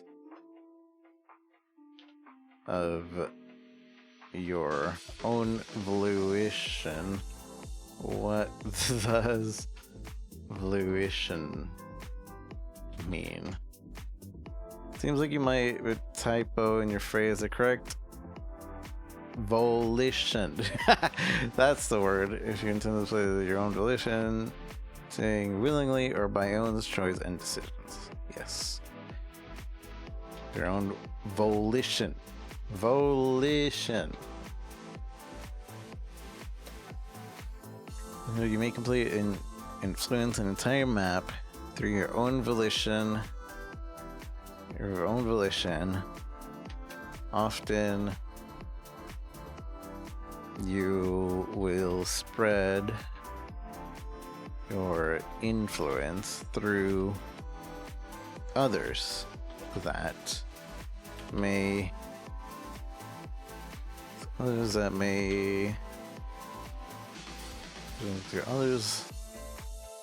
share your vision.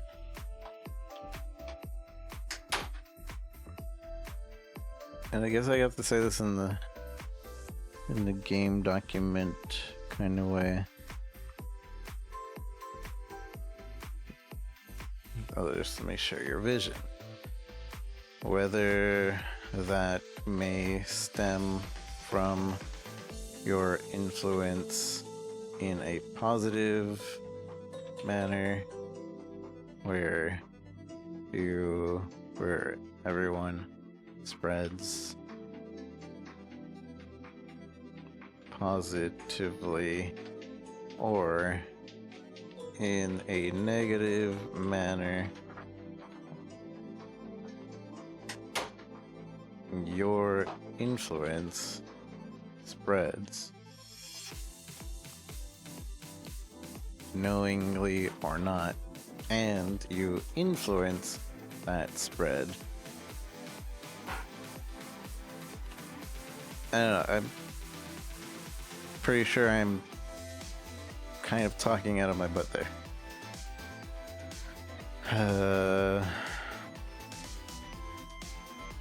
One must often sacrifice a part of the player's mass to pass through a specific. One must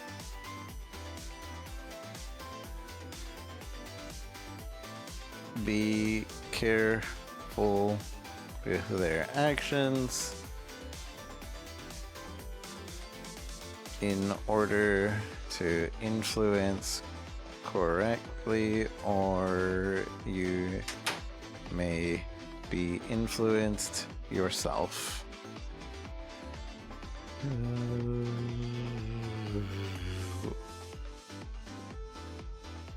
In the wrong direction. I don't know.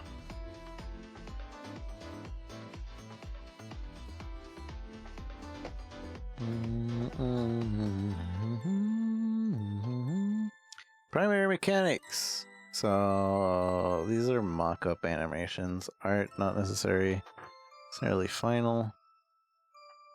I'll come back and maybe figure out a little animation we can make.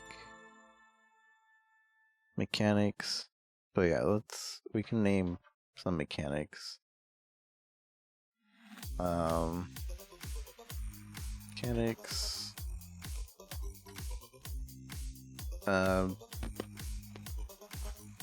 Your power of influence. Basically, your attack type. Attack types.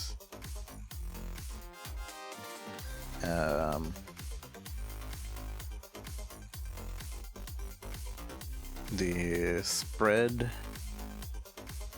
of your shape. The spread of your color. Eating your color to transform them to your shape, and adding and have them follow you and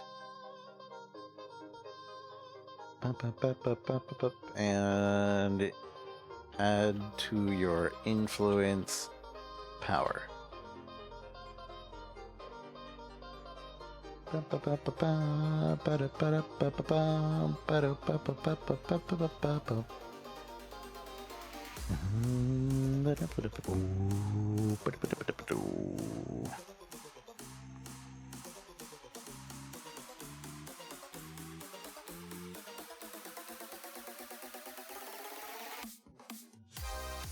Maybe we will make the main shape grow, but I don't want it to be too much. I don't know. We'll see. We'll see how we do that. Pose. So, like, I guess if there's gonna be any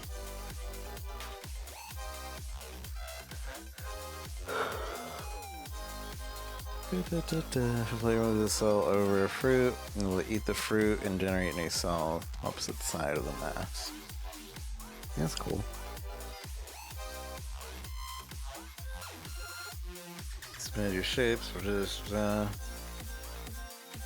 you will use.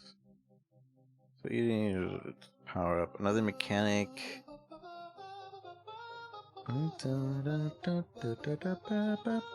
Absorbing the master other shape will combine your shape power and their power together.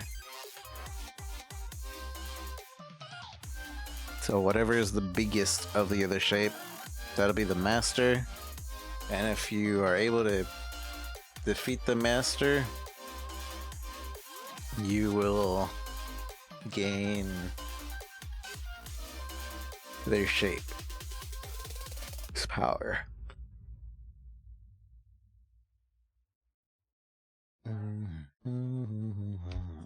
I think that's the basic mechanics.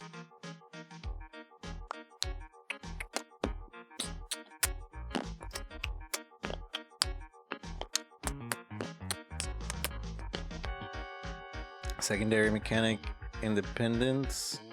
2 players, masses happen to set. So I don't understand what a primary mechanic and secondary mechanic is. After moving it off, it will become a regular spike trap. Isn't that just a mechanic?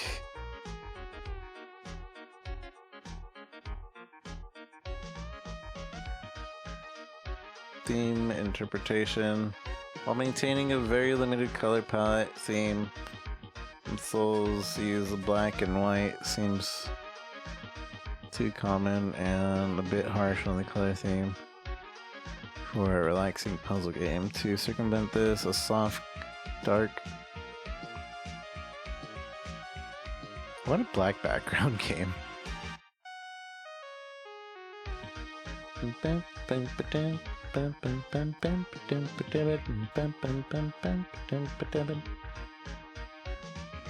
So, we'll do that.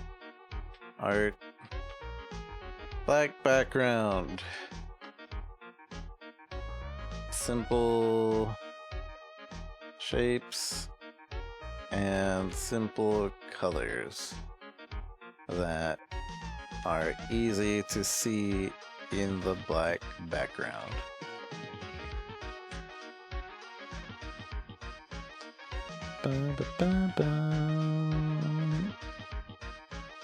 As a side note, I think I'd want to like make a screensaver mode where everything is playing by itself and it could basically play itself. Simulation mode.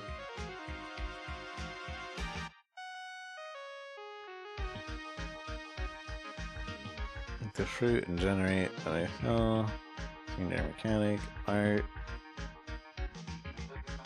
Design is a minimalistic approach. I don't know if we'll have like a level design. Maybe we will have like bad areas that you can't go into in order to like change up each level, but that'll also be like areas that the enemy will automatically avoid. Like it's only going to be detrimental to you.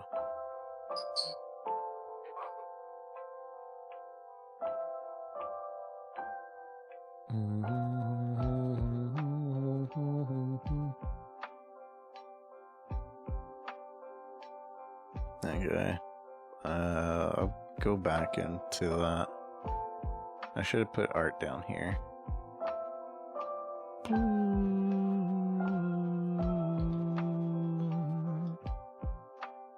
Hey.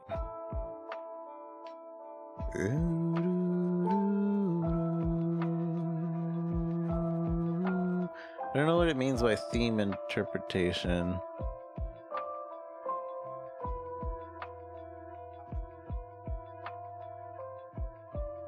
Will act as a unique accent as opposed to black, with white being the primary carrying color to base the sprite off of.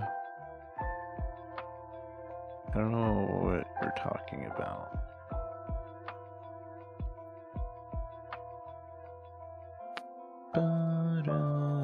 I'm just gonna keep that other one until I know what that is. Design, very minimalistic.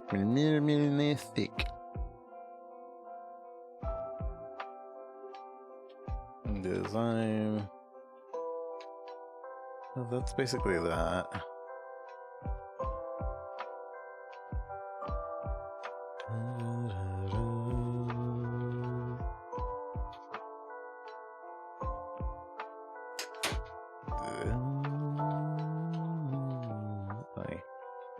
But for why? But for why?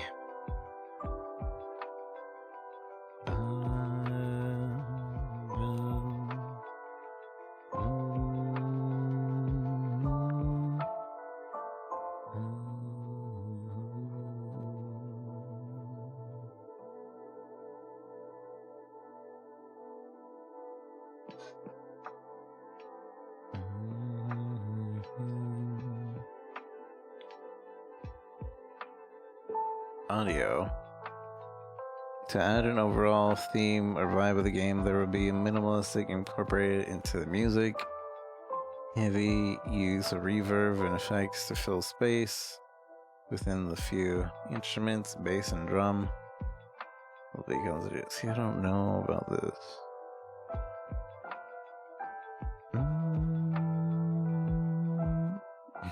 Funnily enough, I have a bunch of audio friends. Did I say hi to you, Simon? Sorry if I didn't. Hi, Simon.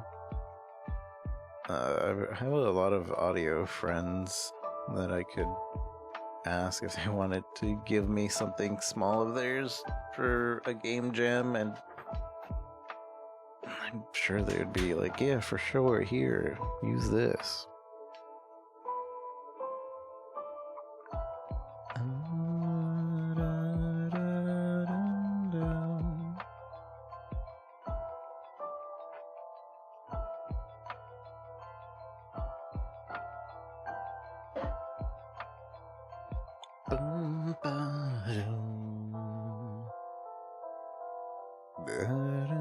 To add the overall theme, the vibe of the game, there will be minimalism incorporated into a music.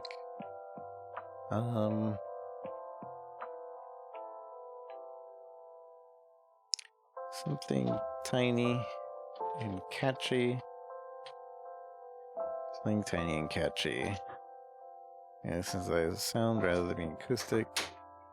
Further suggests in the retro style. Something tiny and catchy. I really don't know. Something tiny and catchy. Sound effects. To add more flair and polish to the experience, a multitude of environmental sounds rather than fully or otherwise realistic sounds. So as blip, bloops, and whooshes are used.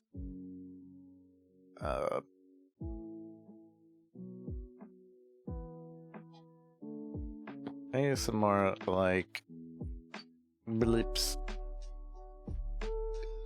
bloops, and whooshes. I don't know.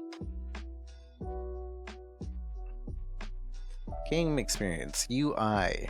On top of the rigid pixels and constituted incorporate and utilize many shades and white and black allowed in the art restriction anti-aliasing. Further states the UI.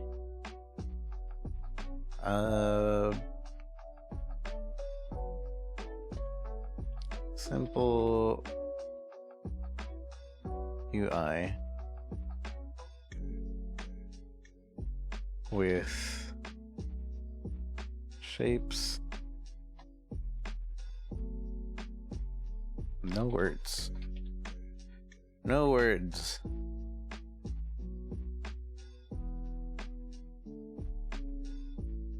I think that'd be interesting, actually.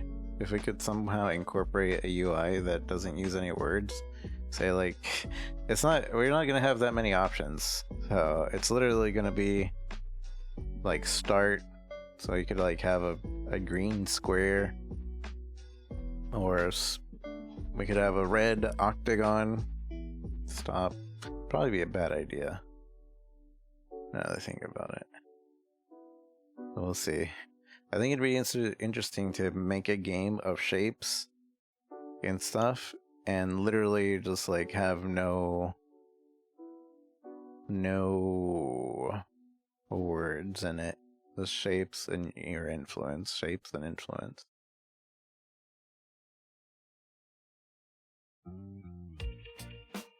And like, say like in the character selection or the shape selection screen, it's literally just like two arrows pointing left and right, moving left and right.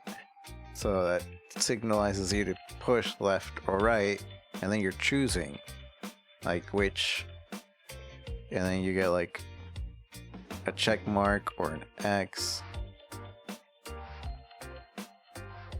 Like I wanted it to feel as simple as possible. So yeah, simple UI shapes, no words. Fully understandable by any language because there will be no words. This will probably pose... That'll probably pose an issue. That'll probably pose an issue if we were to make this game any deeper.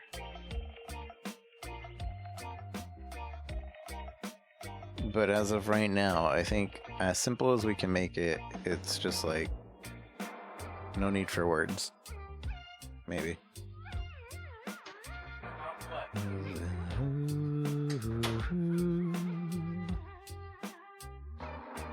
Controls, arrow keys, WASD, gamepad, D-pad.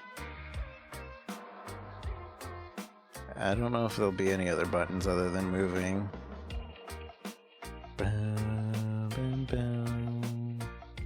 Manual development timeline. Design document. Oh, cool. In progress.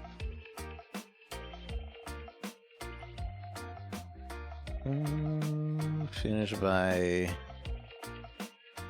by tomorrow, which is... I'm gonna try to finish this by tomorrow, or at least have it mostly done by tomorrow, which is the 14th. Saturday the 14th. Oh wait, it's not 2023. It's 2024, no.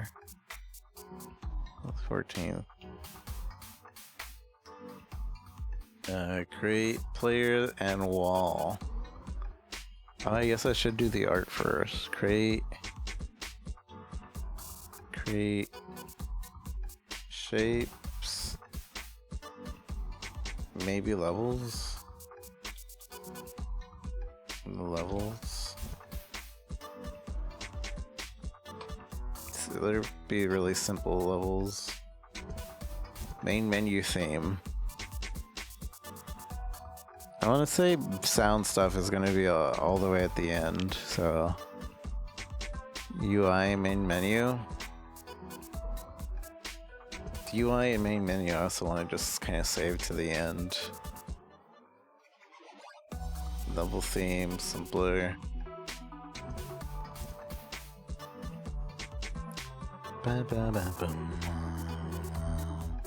Submit. We have till when to submit this?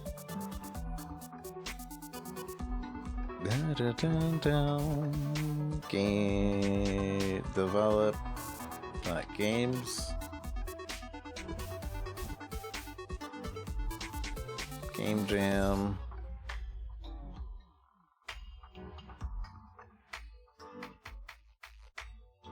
What is the name of this Game Jam? Pirate Software Game Jam 14.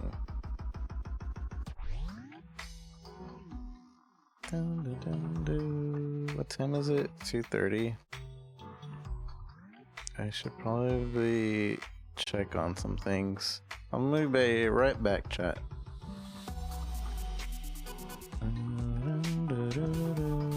Short break.